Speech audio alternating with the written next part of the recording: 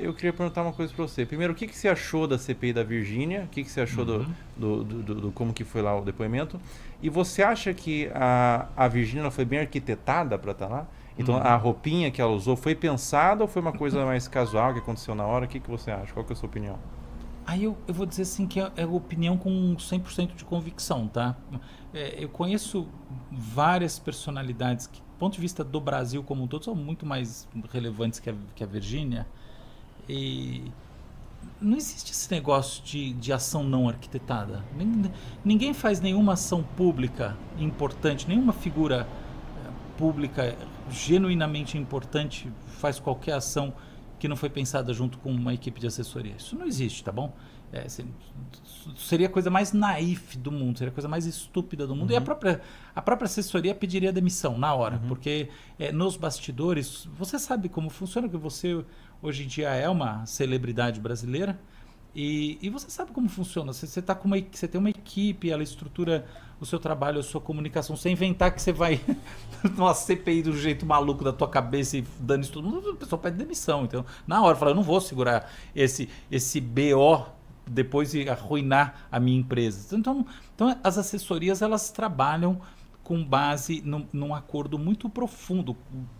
Todas que eu conheço, com todas as pessoas realmente relevantes. As pessoas, vou abrir um parênteses, na internet a gente tende a achar que a relevância é uma coisa, no mundo lá fora é outra. Então, relevante é o Gerdau, então relevante é a pessoa que tem $1 bilhão, mas tudo bem. Mas a Virgínia é isso aí, entendeu? Não tem discussão. É totalmente isso aí. Mas foi muito caricato Então, deixa eu chegar lá. Então, eu acho, tudo para te dizer assim, que eu acho exatamente que foi pensado, assim, eu tô com convicção total, que foi pensado a partir de uma lógica de assessoria, então foi construído, e eu acho que foi mal construído. Por que eu acho que foi mal construído? Por duas razões simples.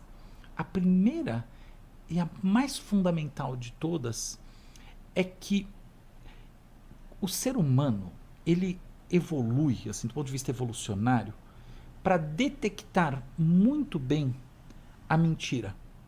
Essa, assim, todo o fundamento dos juízos morais, tá, da cognição social, que é essa capacidade de gerar interlocução, entender as pessoas, formar grupos, etc. e tal, tá baseada na identificação dos chamados free riders. O que são free riders? É o seguinte, a sociedade se sedentariza mais ou menos menos de 12 a 15 mil anos antes de Cristo, com o advento da agricultura, mais ou menos isso, tem 1000 ressalvas esse papo, mas vamos dizer assim, por ali.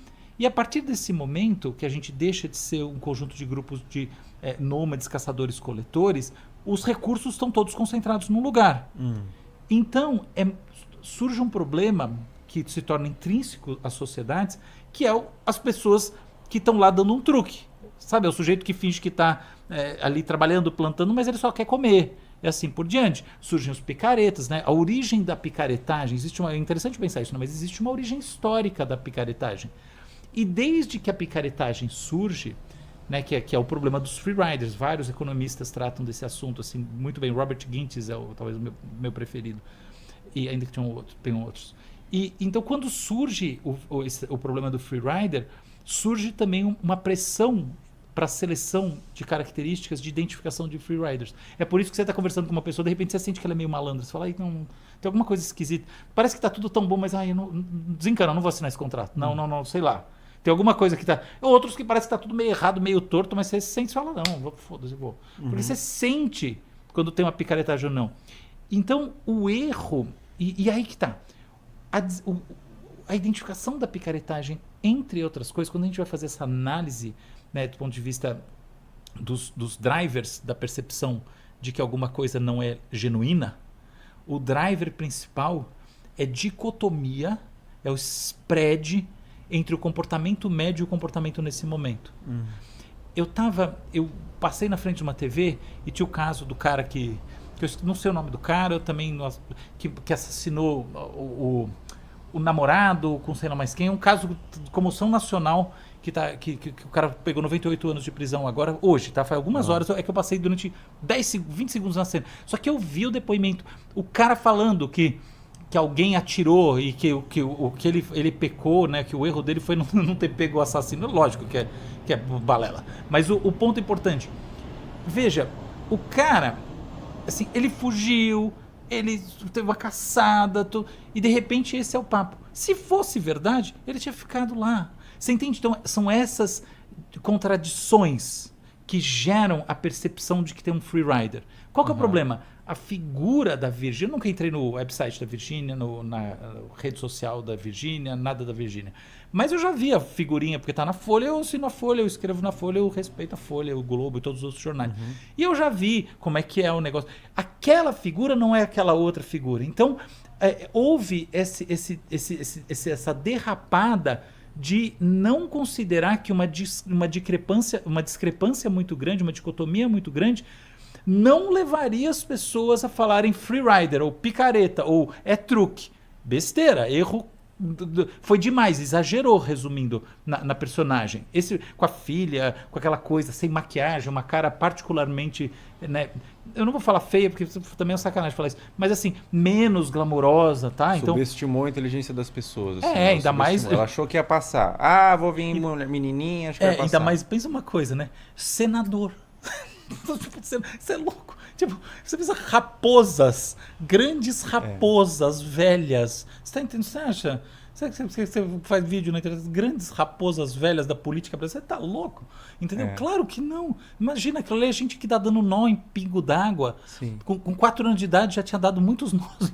Você é senador no Brasil. Tem um senador ali no estado, no outro. Você tá entendendo o tamanho da... Não é.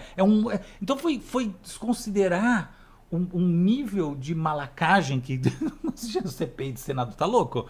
É um negócio serio, você tem que...